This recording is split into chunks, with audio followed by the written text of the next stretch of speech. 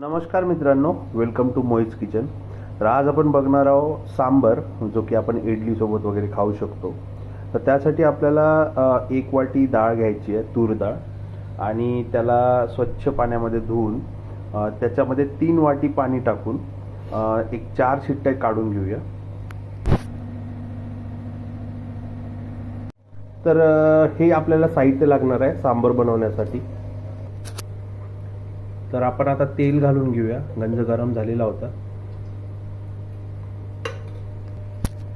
आता हिंग घालून घेऊया.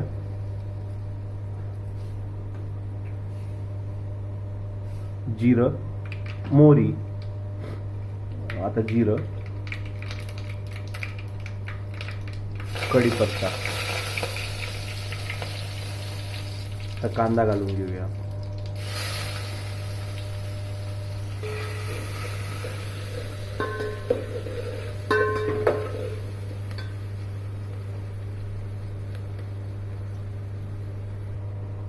आता लसूण घालून घेऊया.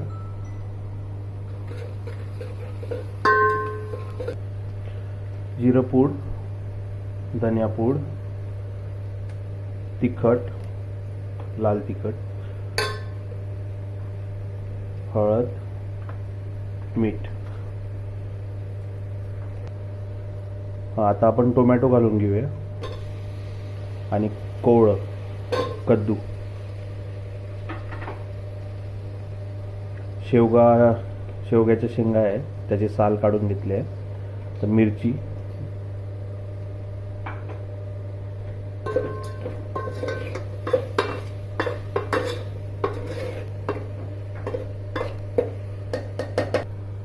आता पाणी टाकून घेऊया, म्हणजे त्या भाज्या शिजून जाईल. थोडा वेळ शिजून ठेवूया.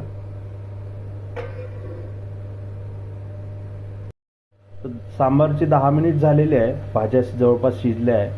आता आपण यामध्ये हे आपण डाळ शिजली होती त्याला रवीने मिक्स करून वरण केलेलं आहे, ते टाकून घेऊया.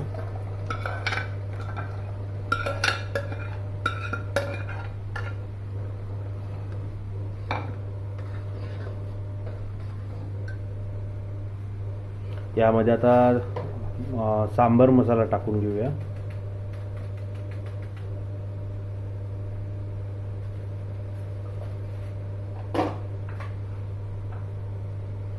थोडी कसुरी मेथी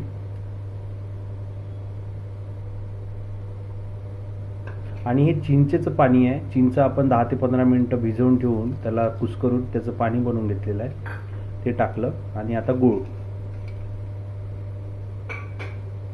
याला मिक्स करून घेऊया.